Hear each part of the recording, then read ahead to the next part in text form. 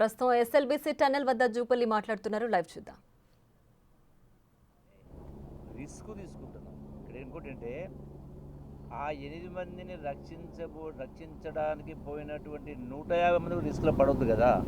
ఎందుకంటే అక్కడ నుంచి ఏదైతే భూమి పొరల నుంచి ఏముందో తెలియదు. సో ఆ రిస్క్ తీసుకోకుండా ఉండడం కోసము కొంత జాగ్రత్తగా ఆ రిపోర్ట్లు, సర్వేలు, ఆ రాడార్ సర్వేలు ఇవన్నీ చేయడం మూలన సమయం పట్టింది. డెఫినెట్గా నాకు పూర్తి విశ్వాసం ఉంది రేపు సాయంకాలం వరకు ఈ నలుగురి ఆచూకు సంబంధించి రేపే మనకు పూర్తిగా క్లియర్ అయిపోతుంది.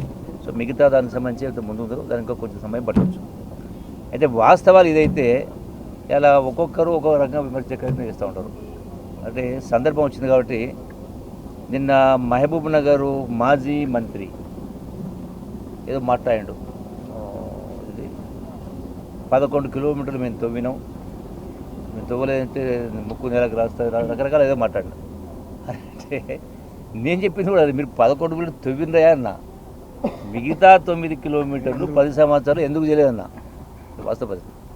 అంటే ఇది ఒక 42 కిలోమీటర్లు ఉన్నటువంటి యొక్క టన్నల్ను 25 కిలోమీటర్లు పూర్తి చేసినాక 10 సంవత్సరాల నుంచి చేయలేకపోయారు. మళ్ళీ కూడా చెప్తా ఉన్నాము, నిన్న కూడా చెప్పిన హరీష్ రావు కూడా వచ్చేదో మాట్లాడిపోయారు. మా 10 సంవత్సరాల కాలంలో 200 కిలోమీటర్ల టన్నల్ తవ్వినామని మాట్లాడారు. నేను కూడా అదేనా కదా. మరి మీరు కొత్తగా మొదలుపెట్టి 200 కిలోమీటర్ల టన్నల్ 10 సంవత్సరాలు తవ్వినప్పుడు మరి మిగిలినటువంటి మీరు 10 కిలోమీటర్లు చేసింది, ఇందులో మిగతా 9 కిలోమీటర్లు 10 సంవత్సరాలు ఎందుకు చేయలేకపోయినారా నేను దానికి సమాధానం చెప్పలే. ఒకలా చేసి ఉంటే ఈ సంఘటన జరగకపోనేమో కదా. ఇది వాస్తవం కాదా? జరగపోను అట్లా చెప్పినే ఇది మీ వలన జరిగింది అన్నాను కదా. అంటే సెన్స్లెస్గా మాట్లాడుతూ ఉంటారు, రాజకీయ కోణంలో రాజకీయ లబ్ధి కోసం మాట్లాడుతుంటారు. కాబట్టి సరే ఎవరేం మాట్లాడినా డెఫినెట్గా చివరికి వచ్చింది. రేపు రాత్రి వరకు ఆ నలుగురి ఆచూకీ టోటల్ స్పష్టంగా ఆచూకీ కాదు, వాళ్ళ యొక్క లొకేట్ చేయడం జరిగింది. ఆల్రెడీ మాన్యువల్లో పనిచేస్తూ ఉన్నారు, మిషన్ పని నడుస్తూ ఉంది, డీవాటర్ నడుస్తూ ఉంది. ఆ యొక్క కన్వేయర్ బెల్ట్ను కూడా రెస్టోర్ చేసే కార్యం జరుగుతూ ఉంది. సో అన్నీ కూడా ప్యారలల్గా అన్ని రకాల మిషన్ ద్వారా జరుగుతూ ఉన్నాయి, మనుషుల ద్వారా జరుగుతూ ఉన్నాయి. సో డెఫినెట్గా రిజల్ట్ వస్తుంది. Thank you sir. ఇప్పుడు సార్ నలుగురు టెస్ట్ అవుట్ చేసినారు కదా, దాంట్లో వాళ్ళ కండిషన్ ఏంటి సార్? నేను ఫస్ట్ డే చెప్పిన అది అవకాశాలు చాలా చాలా చాలా తక్కువ అని చెప్పిన. సరే ఆ 1% కూడా ఎందుకని మేము మాట్లాడట్లేదు, అది కూడా చూద్దామని. ఇక్కడ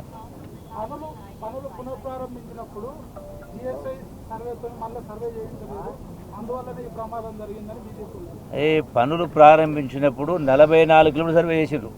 జిఎస్ఐ వాళ్ళు 44 కిలోమీటర్ సర్వే చేసి 44 కిలోమీటర్ రిపోర్ట్ ఇచ్చారు. మళ్ళీ ప్రారంభం చేసినప్పుడు మళ్ళీ సర్వే ఇచ్చారు. అవన్నీ ఉన్నాయి. కొన్ని లోపల భూకంపాలు వస్తాయి, ఇక్కడ గుర్తిస్తారా? ఏ మిషన్ గుర్తిస్తుందా? సో న్యాచురల్గా ఆ భూమి పొరలలో ఏర్పాట్లో ఎక్కడో లోపభూయిష్టం ఉండి ఎక్కడో ఫ్రాక్చర్స్ ఉన్న కారణంగా సడన్గా వస్తాయి. అది మనకు ఎట్లో అట్లంటే అక్కడ అదేంటి మన ఉత్తరాఖండ్లో ఎంతమంది చనిపోయారు? 100 మంది, 1000 మంది. Okay, thank you. వాళ్ళ అందరికీ నమస్కారం.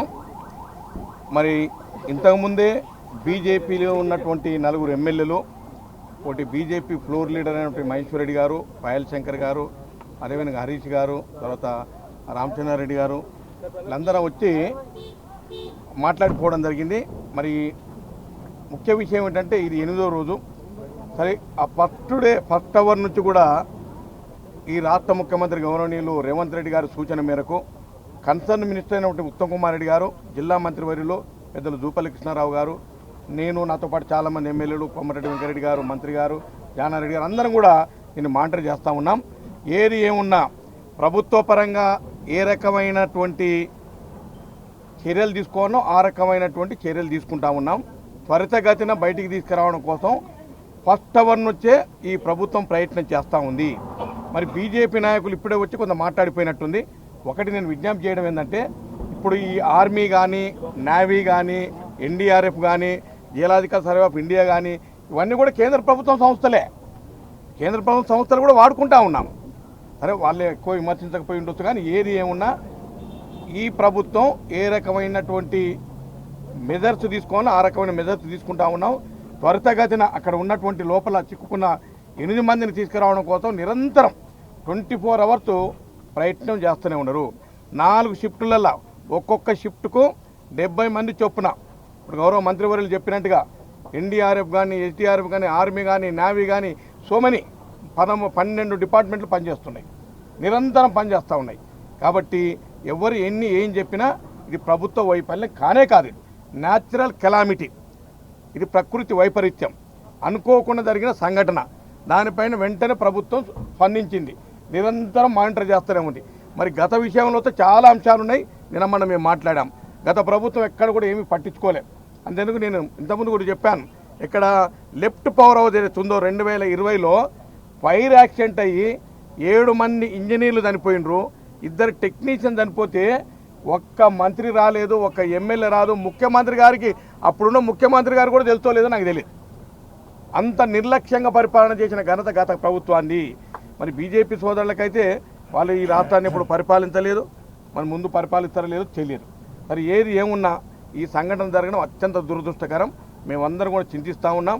మరి ఎక్కడ ప్రతిపక్ష నేతలు అది బీఆర్ఎస్ఆ బీజేపీ సలహాలు ఇవ్వండి, తప్పకుండా మీ సలహాలు కన్స్ట్రక్టివ్ అడ్వైజ్ ఉంటే తప్పకుండా పాటిస్తాం. అంతేగాని ప్రభుత్వాన్ని విమర్శించాలి, ప్రభుత్వం పైన బురద జల్లాలని చూస్తే తెలంగాణ రాష్ట్ర ప్రజలు చాలా విజ్ఞులు, ఇవన్నీ గమనిస్తూ ఉన్నారు. ఇప్పటి కూడా లేటెస్ట్ టెక్నాలజీ ప్రకారంగా రాడార్ సెన్సార్ తోటి మరి ఎక్కడెక్కడైతే బాడీలు ఉన్నాయో అవన్నీ కూడా గుర్తించడం జరిగింది. వర్క్ చాలా ఫాస్ట్గా నడుస్తూ ఉంది. ఒకవైపు ప్లాస్మా కట్టర్స్తో కట్టింగ్ నడుస్తూ ఉంది, ఒకవైపు మడ్డును ఎక్కడ మన లోకోమోటర్ ఏదైతే ఉందో లోకల్ ట్రైన్ ఉందో లోకోమోటివ్ దాని నుంచి కూడా తీసుకొస్తూ ఉన్నారు. కన్వేయర్ బెల్ట్ కూడా త్వరలోనే రిపేర్ అవ్వబోతూ ఉంది. డీవాటరింగ్ బ్రహ్మాండంగా చేస్తూ ఉన్నారు. యుద్ధ ప్రాతిపదికన పనులు జరుగుతూ ఉన్నాయి. నేను అనుకుంటా, నాకు తెలిసినంత నేను కానీ మా మంత్రులంతా కూడా డిస్కస్ చేయడం జరిగింది. రేపు మధ్యాహ్నం వరకు ఖచ్చితంగా ఏదో రిజల్ట్ బయటపడుతుంది. దాంట్లో 2 ప్లేసులలో ఉన్నాయి. వాళ్ళు చెప్పిన లెక్క ప్రకారంగా ఒక దగ్గర 4 ఉన్నాయి, ఒక దగ్గర 2, ఒక దగ్గర 2. ఈ రకంగా ఒకవైపు అంటే పార్టీ ఏ, పార్టీ బి.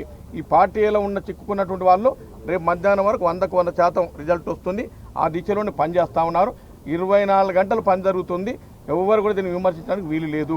నిజంగా ఏమైనా విమర్శించే వాళ్ళు వస్తే లోపలి టన్నల్కి పోయి చూడండి, 13 కిలోమీటర్ల లోపలి పోయి అది ఇన్స్పెక్ట్ చేసినాక మాట్లాడండి, మీకే తెలుస్తుంది అది. కాబట్టి ఇటువంటి విమర్శలు మంచిది కాదు.